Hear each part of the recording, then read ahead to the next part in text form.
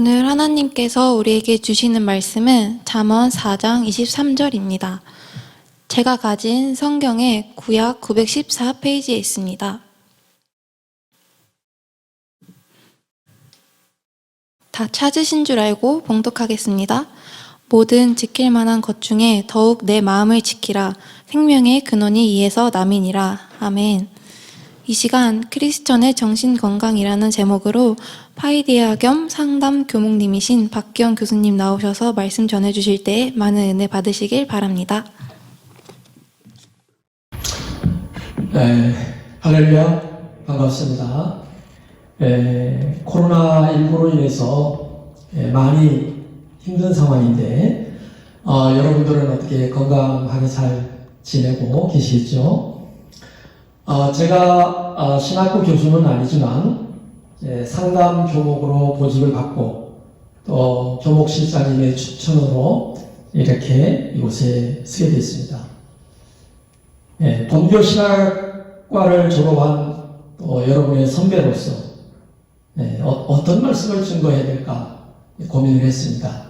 그런데 군종장교에 대한 그 소개를 이미 영상을 통해서 했기 때문에 그거보다는 아주 보편적으로 꼭 필요한 말씀이 뭘까 생각하는 중에 이 크리스찬의 정신건강이라고 하는 주제를 선정하게 됐습니다.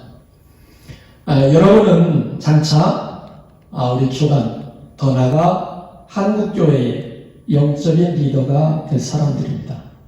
그리고 영적인 리더가 되기 위해서 지금 공부를 하고 있습니다. 그런데 리더는 저절로 되어지는 것이 아니라 평소에 준비를 하고 리더의 차질을 갖추어야 합니다. 그런 면에서 여러분은 좋은 목회자의 리더십이 뭘까 하는 것에 대해서 어느 정도 생각해 봤는지 좀 궁금합니다. 어떤 이는 목사는 뭐니 해도 설교를 잘해야 돼, 이런 학생도 있습니다. 물론 중요하죠. 또 어떤 이는 기도의 능력이 있어서 뭔가 병든 자도 낫고 그런 능력이 있어야 교회가 분명해 기도를 잘해야 된다. 그것도 맞는 말입니다. 그런가 하면 어떤 이는 사명을 강조하기도 하고 또 어떤 이는 영성이라고 말을 하기도 합니다. 설교도 잘해야 되고 기도도 잘해야 되고 그리고 사명도 있어야 되고 이 모든 것을 합해서 한마디로 영성이 있어야 된다, 이렇게 말할 수가 있겠습니다. 그런데 여기에서 정말로 빼놓을 수 없는 또 한 가지의 요소가 있다고 저는 생각을 합니다. 그것이 바로 목회자의 정신건강입니다. 육체적인 건강 못지않게 중요한 것이 바로 정신건강이에요. 그런데 의외로 일부 목회자들은 성도들의 정신건강뿐 아니라 본인의 정신건강에 대해서 그렇게 신경을 쓰는 것 같지 않습니다. 그러나 이 정신건강이라고 하는 것은 건강한 신앙생활과 또한 건강한 삶의 질을 위해서는 너무나도 중요한 요인입니다. 예를 들어서 어느 목사님이 설교는 너무너무 은혜스럽게 잘합니다. 그런데 교회에서 성폭행으로 고소를 당해서 매스컴에 종종 나오는 경우가 있습니다. 이게 뭐가 문제일까요? 성적인 충동을 절제하지 못하는 정신건강의 문제가 있는 것입니다.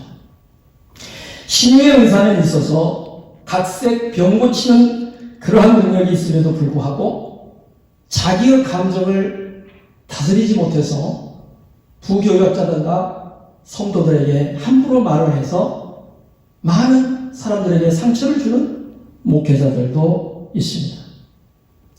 교회에서는 장로이고 권사인데 집안에서는 날이면 날마다 부부싸움 하면서 막말을 하는 장로님과 권사님을 상담해 본 적이 있습니다. 여러분, 예수님께서는 나를 더럽히는 것은 내 입으로 들어가는 것이 아니라 내 입에서 나오는 것이라고 말씀을 했습니다. 막말, 말이라고 하는 것은 곧 그 사람의 인성이고 정신 건강의 지표가 됩니다. 여러분 이번에 선거하셨죠? 막말을 하는 대표적인 몇몇 사람들, 유권자들이 다 심판했습니다. 뭘 의미합니까? 막말을 하는 사람들은 정신건강에 문제가 있다. 저런 사람들은 우리나라의 국회의원이 돼서는 안 되겠다. 유권자들이 보고 심판을 하는 겁니다. 그런데 안타깝게도 소수이지만 일부 목회자들 중에서도 막말을 하는 사람이 있습니다. 최근에 하나님 까불면 죽어, 다 아시죠? 이런 막말을 하는 목회자가 감옥에 갔다가 최근에 풀려났습니다. 그분의 정신 상태가 건강하다고 말할 수가 있겠습니까? 정신적으로 건강하지 못하면 자신도 힘들고 주변에 있는 사람을 힘들게 하고 더 나아가서 사회적으로 지탄을 받고 하나님의 영광을 가리게 됩니다. 오늘 본문의 말씀처럼 우리가 우리의 마음을 지켜야 될 이유입니다. 지난주 4월 19일자 인터넷에서 이러한 기사를 제가 봤습니다. 교회를 다니기 싫어서 가출한 10대 딸이 교회를 나가지 않으니까 아버지가 딸에게 입에 담지 못할 욕설과 폭력을 행사했습니다. 그래서 아동폭력으로 신고가 되어서 법원은 그 아버지에게 아동학대의 혐의로 700만 원을 선고했습니다. 교회 목사님으로부터 딸의 행동에 내가 기분이 나빴다. 그런 얘기를 그 딸의 아버지에게 했습니다. 목사님에게 그런 말을 들은 아버지는 더 화가 났습니다. 그래서 그 딸에게 교회의 분위기를 망가뜨린 것에 대해서 너 목사님께 가서 사과를 해라. 이렇게 얘기했습니다. 그 말을 들은 딸은 아무런 말이 없었습니다. 그러자 아버지가 화가 나서 가지고 있던 효자손으로 등과 팔을 때리고 발로 차서 다치게 했습니다. 여러분, 뭐가 문제입니까? 첫째는 아버지의 폭력성입니다. 정신적으로 건강한 사람은 화가 나도 그것을 조절하고 다스릴 줄 압니다. 그런데 정신건강에 문제가 있으면 자신의 화난 감정을 조절하지 못해서 언어폭력과 신체폭력을 하게 됩니다. 그리고 두 번째는 그 아버지가 다니는 교회 목사님입니다.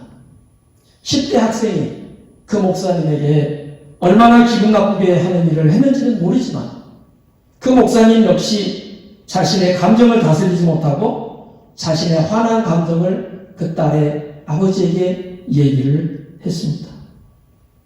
그래서 제가 보는 관점에서는 이번 사건은 자기의 감정을 조절하지 못한 한 사람의 목회자와 한 사람의 아버지에 의해서 발생한 것이다. 이렇게 저는 봤습니다. 아버지에게 폭행을 당한 그 딸이 교회에 다닐까요? 예수님을 영접하고 신앙생활을 열심히 할까요? 쉽지 않을 겁니다.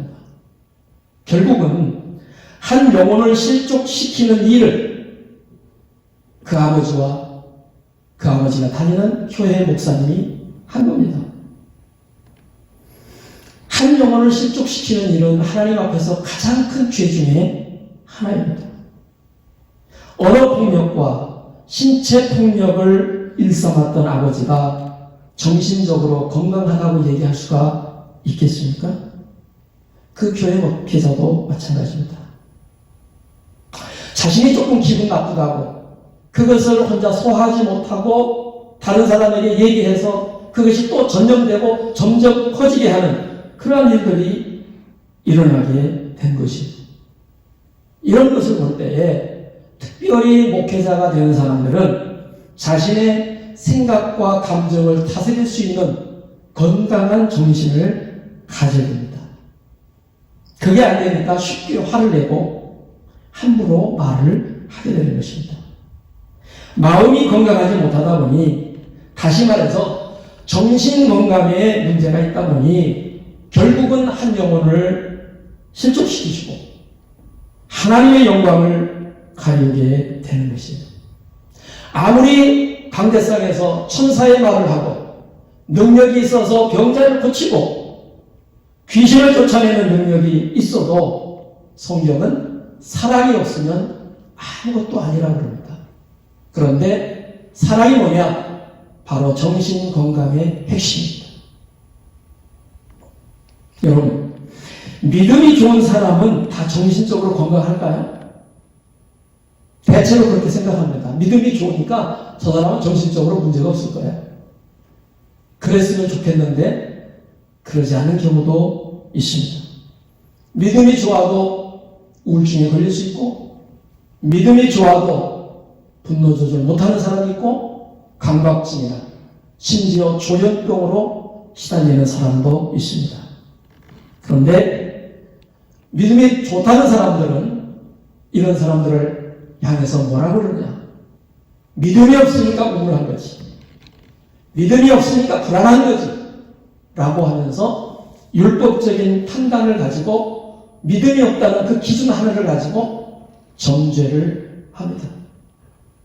여러분, 신앙생활을 잘하면, 영적으로 능력이 있으면 그에 비례해서 정신적으로 건강해야 합니다. 당연히. 그런데 그렇지 못하는 사람이 있다는 게 문제예요. 네. 현실은 그런 거예요. 여러분, 믿음이 좋으면 코로나19에 걸리지 않나요? 아니죠. 교회에서 코로나19의 집단으로 걸리는 일이 없어야 되죠. 하나님 보여주니까. 그러면 교회에서 코로나19에 걸렸으면 믿음이 없어서 그런 겁니까? 믿음하고는 아무 관련이 없습니다. 건강관리, 위생관리를 못했기 때문에 걸리는 것입니다. 네. 정신건강도 마찬가지예요. 네. 영적으로 하나님이 계시는 걸 알고 하나님의 능력도 알고 다 알아요. 그런데 내가 정신적으로 문제가 있기 때문에 그게 잘 안 되는 거예요. 네. 정신건강을 소홀히 하기 때문에 생기는 문제인 것입니다. 그러면 어떻게 해야 될까요? 몸이 아프면 어때요? 물론 기도하죠. 기도만 하나요? 약국에 가서 약도 먹고 약으로 안 되면 병원에도 갑니다. 네. 예전에는 예수 믿는 사람이 기도하지 않고 약 먹는다고 약 먹는 사람, 믿음 없는 사람이라고 하는 그런 시절이 20, 30년 전에 있었어요. 그러나 지금은 몸이 아파서 병원 가는 걸 가지고 믿음이 없다고 얘기하는 사람은 없습니다. 그렇다면 정신건강에 문제가 있으면 어떻게 해야 돼요? 물론 기도해야 되겠죠. 그러나 기도로 해결되지 않는 부분도 있어요. 그거는 그 마음의 심리에 전문적인 사람에게 도움을 받아야 되는 거예요. 근데 그거를 우습게 얘기하는 거죠. 그러면 정신건강의 문제는 왜 생기냐 하는 거예요. 네. 첫째는 내 안에 마음에 쓴 뿌리가 있어서 그렇습니다. 아무리 설교를 잘하는 목회자라도 어린 시절에 학대나 반임을 당한 외상이 있다면 정신건강에 큰 손상을 받은 것입니다. 과거에 기억하고 싶지 않았던 마음의 상처가 치유되지 않는다면 그것은 그 사람의 쓴뿌리가 되어서 마음이 불안하고 의사소통을 제대로 못하고 대인관계를 잘 못하는 사람이 되는 것입니다. 평소에는 그런 것 잘 안 나타나요. 근데 언제 나타나느냐? 스트레스 받을 때. 힘들 때 내 속에 있던 그 마음의 쓴뿌리가 작동이 되어서 나도 모르게 올라와서 함부로 말하게 되고 함부로 사람과의 관계를 갖게 된 것입니다. 어느 30대 미혼 자매가 정말 괜찮은 직장을 다니는데 바로 위 직장 상사하고 갈등 때문에 저에게 상담을 받으러 왔습니다. 공황장애가 발생한 거예요. 그런데 그 자매가 저한테 뭐라고 얘기한다 하십니까? 하나님은 왜 나에게 이러한 상사를 만나게 했는지 모르겠다고 해요. 그러면서 하나님을 원망하는 거예요. 그리고 그분의 기도의 제목이 뭐냐? 하나님, 저 직장 상사 빨리 여기로 가게 해주세요. 이것이 그분의 유일한 신앙적인 대처 방법이었어요. 그런데 그렇게 해가지고는 문제가 해결되지 않아요. 그 문제를 해결하기 위해서는 뭘 해야 되느냐? 이 자매가 직장 상사하고 갈등을 갖게 되는 그 상황이 어떻게 해서 시작됐는지, 무엇이 원인인지를 봐야 돼요. 정말로 직장 상사가 못된 사람이라서 일방적으로 당했는지, 아니면 갈등을 겪을 수밖에 없는 빌미를 이 자매가 제공했는지, 아니면 그 갈등 상황 속에서 내가 이것을 해결하기 위해서 얼마나 기도하면서 나름대로 노력을 했는지, 이런 것들을 다 봐야 되는 거예요. 그런데 그런 것에는 관심이 없어요. 기도하면 다 될 줄 알아요. 이게 바로 이 자매의 잘못된 믿음이었죠. 이 자매가 신앙이 없었느냐? 믿음 좋아요. 성수주의 해요. 시집주도 해. 직장 다니면서 새벽기도도 나가요. 교회에서 주일학교 교사도 해요. 이 정도면요, 목사님이 최고로 좋아하는 성도예요. 그런데 이렇게 믿음이 좋다는 자매가 직장 생활 가서는 하루 8시간 직장 상사와의 갈등 속에서 왕따를 당하고 괴로워서 힘들어요. 결국은 공황장애를 겪었어요. 믿음이 그렇게 좋은 자매가 공황장애를 겪었다. 정신건강을 모르는 목회자라면 좀 믿음이 없어서 그래, 신앙생활을 제대로 못해서 그래 라고 정죄할 거예요. 그러나 이거는 신앙의 문제가 아니었어요. 이 자매의 마음속에 쓴뿌리가 있었어요. 그 쓴뿌리가 뭐냐? 이 자매의 가정은 아버지 엄마도 분명히 교회를 다녔는데 날이면 날마다 안 싸우는 일이 없는 그런 가정이었고, 아버지가 항상 딸을 정죄했고 비난했고, 이 딸은 아버지하고 늘 맞서서 싸우면서 그 마음의 상처가 너무너무 컸던 거예요. 그렇기 때문에 이 자매에게 있어서 아버지는 권위자였어요. 그러니까 이 자매는 권위자하고 관계를 잘 가질 수가 없는 거예요. 직장에서 권위자가 누굽니까? 직장 상사였어요. 가정에서 권위자인 아버지에게 넘치는 사랑을 받아본 적도 없어요. 맨날 비난받았고 맨날 야단 맞았어요. 직장에 가면 내가 일을 잘해도 야단 맞을 수 있잖아요. 그럴 때 내가 가정에서 아버지에게 했던 그 스타일이 직장의 상사에게 나오는 거죠. 그러니 두 사람의 관계가 좋아지겠어요? 안 좋아지는 거죠. 그 마음의 쓴뿌리가 제거되기 전까지는 아무리 기도해도 그 문제는 해결될 수가 없는 것이에요. 둘째는 성도는 무조건 인내해야 된다는 가르침이 크리스찬의 정신건강을 더 힘들게 만듭니다. 여러분, 내가 예수 믿는 사람이기 때문에 억울해도 참아야 되고 무조건 견뎌야 됩니까? 물론 때로는 아브라함처럼 양보할 수도 있고 참는 것이 필요할 때도 있습니다. 그러나 참는 것도 한두 번이지 계속해서 참다 보면 나의 정신건강과 신체 건강에 문제가 생기게 됩니다. 성경 어디에도 너는 무조건 끝까지 참아야 되느니라 이런 말씀 없습니다. 그러나 강대상에서는 그거를 강요할 때도 있습니다. 성경은 노하기를 더디하고 만약에 화가 났으면 해지기 전에 풀어라 이렇게 말하고 있습니다. 화가 나는 것은 죄가 아닙니다. 화가 날 수도 있습니다. 중요한 것은 그 화를 내가 어떻게 빨리 풀고 그 화 때문에 내가 죄를 짓지 않기 위해서 어떤 노력을 하느냐. 그게 중요한 거예요. 예. 적절하게 분노를 조절할 수가 있어야 돼요. 문제가 되는 것은 내 분노를 참지 못하고 과도하게 표현하는 것이나 아니면 과도하게 억누려 버리는 데서 문제가 생기는 것이에요. 힘든 일이 있어도 계속 혼자 참다 보면 어떻게 될까요? 견디다 못해서 어느 날 갑자기 폭발합니다. 그게 바로 심각한 공황 발작이 될 수도 있고 우울장애가 될 수도 있고 불안장애가 될 수도 있습니다.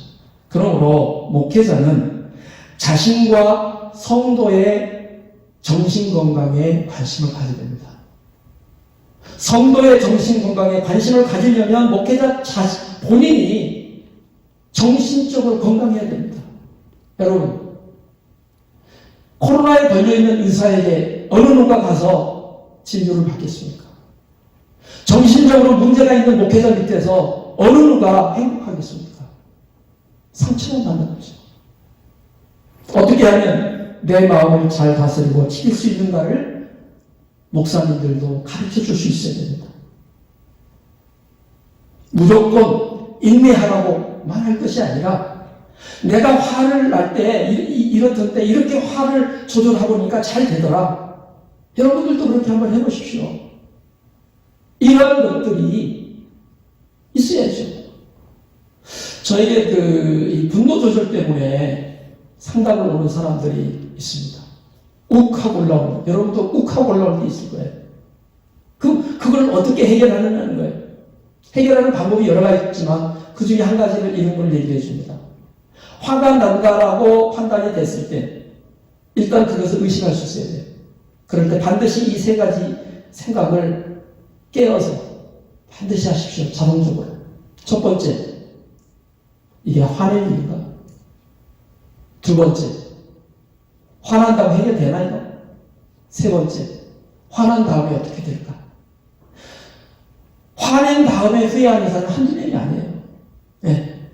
이 세 가지만 가르쳐줘도 내가 그렇게 했더니요 정말 화가 많이 가라앉았습니다 라고 얘기하는 많은 사람들이 있습니다. 네. 이게 다 정신건강에 관련된 것이에요.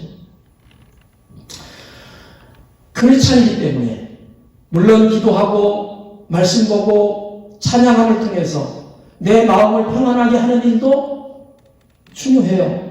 그렇게 또 해야 돼요. 그러나 그렇게 해서 안 되는 경우에는 마음의 쓴뿌리를 치유를 받도록 노력을 해야 된다는 말이에요. 네. 그런데 정신건강에 도움을 받으려면 어떻게 해요? 목사님들이 설교하고 기도하고 신방하느라고 상담해 줄 시간이 없어요. 그럼 어떻게 해요? 내가 못하니까 그 부분에 전문가에 가서 상담 좀 받으시오 라는 목회자들도 계세요. 그러나 대부분은 아니겠지만 일부는 그렇게 얘기하잖아요. 기도하고 말씀 보면 되는 거지 뭘 그런 걸 가지고 상담받느냐고 믿음 없는 사람처럼 하면서 상담받는 것을 믿음이 없는 사람이라고 또 얘기를 해버립니다. 그러면 나는 상담 좀 받고 싶은데 목사님은 상담을 본인이 해주지도 않으면서 상담을 받으러 가는 것까지도 못하게 합니다. 또 하나의 스트레스를 받습니다. 의외로 그런 크리스찬들 많습니다. 네. 여러분, 기도하고 말씀을 봐도 해결이 안 되면 마음을 전문적으로 연구하는 사람들에게 도움을 받아야 됩니다. 예수님이라면 어떨까요? 예수님은 최고의 카운슬러였습니다. 성경에 보면 예수께서 저들의 마음을 아시고 그들의 필요를 충족시켜주셨습니다. 마음을 아는 게 뭐예요? 그 사람의 심리의 정서를 아는 거예요. 보혜사 성령, 보혜사라고 하는 것은 카운슬러라는 말이 있습니다. 네. 제가 아는 어느 목사님, 우리 유다 목사님 아니지만 이런 얘기를 했습니다. 박 목사, 내가 개척교회 20년을 했는데 이제 깨달은 게 하나 있어. 뭔데요? 나는 지난 20년 동안 하나님만 보고 하나님의 뜻만을 가지고 선지자로서 성도들에게 선포했는데 지금 와서 보니까 성도들의 마음을 너무 내가 몰랐어. 이게 내 큰 실수였어. 굉장히 중요한 의미가 있는 것입니다. 여러분, 여러분들이 영적인 지도자가 되기 원한다면 하나님의 마음을 아는 신학 공부와 더불어 여러분들이 목양을 해야 될 인간의 마음을 아는 심리학 공부도 해야 됩니다. 이 두 가지가 겸해져야 여러분은 온전한 영적인 리더자가 될 수가 있습니다. 인간은 영과 육과 혼, 이 세 가지로 구성이 되어 있죠. 그러므로 우리는 이 세 가지의 건강이 균형이 있어야 됩니다. 영적인 건강을 위해서는 기도와 말씀으로 하나님과 소통이 있을 때 영적으로 건강합니다. 육신의 건강을 위해서는 잘 먹고 운동해야 됩니다. 육신의 건강을 위해서 얼마나 많은 사람들이 시간과 돈을 투자합니다. 그리고 혼적인 문제, 정신, 심리, 정서적인 문제를 위해서는 뭐가 필요하느냐? 부모의 사랑과 하나님의 사랑이 필요합니다. 이게 없으면 상처를 받고 위축되고 자존감이 떨어지게 돼 있어요. 네.